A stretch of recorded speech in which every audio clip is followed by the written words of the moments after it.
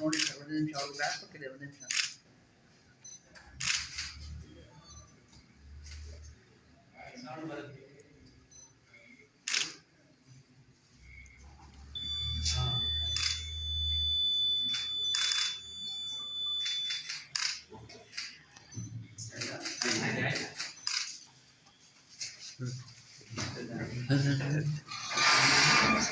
ಚುನಾವಣೆ ನಾಡಿನಾದ್ಯಂತ ಎಲ್ಲರೂ ಕೂಡ ಮತದಾನ ಮಾಡುವಂತಹ ಒಂದು ಹಕ್ಕು ಚಲಾಯಿಸುವಂತಹ ಒಂದು ದಿವಸ. ನಮ್ಮ ಭಾರತೀಯ ಪ್ರಜಾಪ್ರಭುತ್ವದಲ್ಲಿ ಮತದಾನಕ್ಕೆ ಬಹಳಷ್ಟು ಮಹತ್ವ ಇರುವಂತಹದ್ದು. ನಮ್ಮದೇ ಸರ್ಕಾರವನ್ನು ನಮ್ಮದೇ ಪ್ರತಿನಿಧಿಗಳನ್ನು ಆಯ್ಕೆ ಮಾಡಿಕೊಳ್ಳುವಂತಹ ಒಂದು ವ್ಯವಸ್ಥೆ ನಮ್ಮ ಪ್ರಜಾಪ್ರಭುತ್ವ ವ್ಯವಸ್ಥೆಯಲ್ಲಿ ಇರುವಂತಹದ್ದು. ನಮ್ಮ ಸಂವಿಧಾನ ಕೊಟ್ಟಿರುವಂತಹ ಹಕ್ಕನ್ನು ಪ್ರತಿಯೊಬ್ಬರೂ ಕೂಡ ಇದು ಚಲಾವಣೆ ಮಾಡಬೇಕು. 18 ವರ್ಷ ತುಂಬಿದಂತಹ ಪ್ರತಿಯೊಬ್ಬರೂ ಕೂಡ ತಾವು ಇವತ್ತು ಮತದಾನದ ದಿವಸ ಅವರವರ ಮತಗಟ್ಟೆಗಳಿಗೆ ಹೋಗಿ ಮತದಾನ ಮಾಡುವಂತಹ ಒಂದು ಅವಕಾಶ ಇರುವಂಥದ್ದು. ಈ ಸಂದರ್ಭದಲ್ಲಿ ಯಾರೂ ಕೂಡ ಮನೆಯಲ್ಲಿ ಉಳಿಯದೆ ಈ ಒಂದು ಪ್ರಜಾಪ್ರಭುತ್ವ ಯಶಸ್ಸಿಗೆ ಪ್ರತಿಯೊಬ್ಬರು ಮತದಾನ ಮಾಡಬೇಕು. ಇದು ನ್ಯಾಯ ಮತ್ತು ಮುಕ್ತವಾದಂತಹ ರೀತಿಯಲ್ಲಿ ಮತದಾನ ಮಾಡುವಂಥದ್ದು ಮತ್ತು ಗುಪ್ತ ಮತದಾನವೂ ಕೂಡ ಇರುವಂಥದ್ದು. ಅವರವರಿಗೆ ಇಚ್ಛೆ ಬರುವ ಹಾಗೆ ಅವರ ಪ್ರತಿನಿಧಿಗಳನ್ನು ಆಯ್ಕೆ ಮಾಡಿಕೊಳ್ಳುವಂಥ ವ್ಯವಸ್ಥೆ ಇರುವಂಥದ್ದು. ಹಾಗೆ ಪ್ರತಿಯೊಬ್ಬರೂ ಕೂಡ ಇವತ್ತು ಮತಗಟ್ಟೆಗೆ ಬಂದು ಮತದಾನ ಮಾಡುವಂಥ ವ್ಯವಸ್ಥೆಯನ್ನು ಮಾಡಬೇಕು.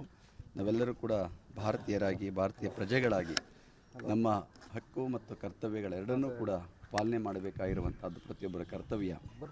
ಇವತ್ತು ನೋಡ್ತಾ ಇದ್ದ ಹಾಗೆ 100ಕ್ಕೆ 100 ಮತದಾನ ಆಗ್ತಾ ಇರುವಂಥದ್ದು ಬಹಳ ಅಪರೂಪ ಆಗ್ತಾ ಇದೆ. ಇದು ಪ್ರಜಾಪ್ರಭುತ್ವದ ಪೂರ್ಣ ಯಶಸ್ಸಿಗೆ ಕಾರಣ ಆಗ್ತಾ ಇರೋದಿಲ್ಲ. 100ಕ್ಕೆ 100 ಮತದಾನ ಆದಾಗ ಮಾತ್ರ ಅದೊಂದು ಯಶಸ್ವಿಯಾದಂತಹ ಪ್ರಜಾಪ್ರಭುತ್ವ ವ್ಯವಸ್ಥೆ ಆಗ್ತದೆ. ನಮ್ಮ ಜನಗಳು ಇವತ್ತು ಮತದಾನದಲ್ಲಿ ಭಾಗವಹಿಸುವಂಥ ಮನೋಭಾವವನ್ನು ಇಟ್ಕೊಳ್ಬೇಕು. ಈ ವರ್ಷ ವಿಶೇಷವಾಗಿ ಹೊಸದಾಗಿ 6-7 ಲಕ್ಷ ಹೊಸ ಮತದಾರರು ಇರುವಂತಹವರು.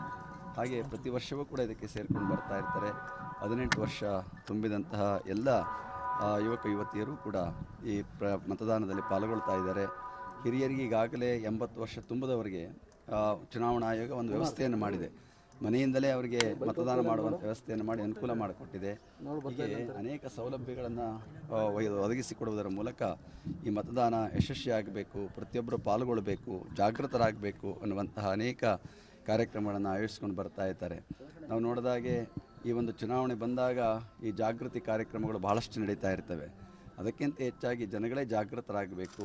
ಇದು ನಮ್ಮ ಕರ್ತವ್ಯ, ಇದು ನಮ್ಮ ಹಕ್ಕು, ನಾವು ಚಲಾವಣೆ ಮಾಡಬೇಕು ಅನ್ನುವಂಥ ಮನೋಭಾವವನ್ನು ಪ್ರತಿಯೊಬ್ಬರು ಬೆಳೆಸ್ಕೊಳ್ಳುವುದರ ಮೂಲಕ ಈ ಒಂದು ಪ್ರಜಾಪ್ರಭುತ್ವವನ್ನು ಯಶಸ್ವಿಗೊಳಿಸಬೇಕಾಗ್ತದೆ.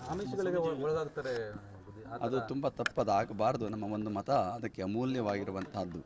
ಅದಕ್ಕೆ ನೀವು ಕೋಟಿ ಕಟ್ಟರಲ್ಲ, ಏನು ಕೊಟ್ಟರು ಅದಕ್ಕೆ ಬೆಲೆ ಕಟ್ಟೋದಕ್ಕೆ ಸಾಧ್ಯವೇ ಇಲ್ಲ. ಅಷ್ಟು ಬೆಲೆ ಬಾಳುವಂತಹ ಒಂದು ಮತವನ್ನು ನಾವು ಯಾವುದೇ ಆಸೆ ಆಮಿಷಗಳಿಗಾಗಲಿ ಮತ್ತಿತರಕ್ಕಾಗಲಿ ಒಳಗಾಗದೆ ಅದನ್ನು ಮಾರಿಕೊಳ್ಳಬಾರದು. ಅದರ ಪಾವಿತ್ರ್ಯತೆಯನ್ನು ಪ್ರತಿಯೊಬ್ಬರು ಹೆಚ್ಚಿಸಬೇಕು. ಇತ್ತೀಚೆಗೆ ಚುನಾವಣೆ ಅನ್ನೋದು ತುಂಬ ದುಬಾರಿ ಆಗ್ತಿದೆ, ಸಾಕಷ್ಟು ದುಬಾರಿ ಆಗ್ತಿರುವಂಥ. ಹೌದು, ಅಭ್ಯರ್ಥಿಗಳು ಕೂಡ ಲಿಮಿಟೇಷನ್ ಮೀರಿ ಖರ್ಚು ಮಾಡುವಂಥದ್ದು. ಮತ್ತು ಈ ಹಿಂದಿನ ಚುನಾವಣೆಗೆ ಹೋಲಿಕೆ ಮಾಡಲು ಯಾವ ರೀತಿ ಇದೆ ಈ ಬಾರಿ? ಚುನಾವಣೆ ನಡೀತಾ ಇದೆ ಅನ್ನೋದೇ ಗೊತ್ತಾಗಲಿಲ್ಲ. ಏಕೆಂದರೆ ಚುನಾವಣಾ ಆಯೋಗ ಬಹಳಷ್ಟು ನಿರ್ಬಂಧಗಳನ್ನು ಹೇರಿ ಇವತ್ತು ಯಾವುದೇ ಬ್ಯಾನರ್ಗಳು ಹಾಕೋದಾಗಲಿ, ಕಟೌಟ್ಸ್ಗಳು ಹಾಕೋದಾಗಲಿ, ಮತ್ತೊಂದು ನಿಮಗೆ ಲೌಡ್ ಸ್ಪೀಕರ್ಗಳನ್ನು ಜೋರಾಗಿ ಹಾಕೋದಾಗಲಿ ಅವೆಲ್ಲ ನಿರ್ಬಂಧವನ್ನು ಹೇರಿತ್ತು.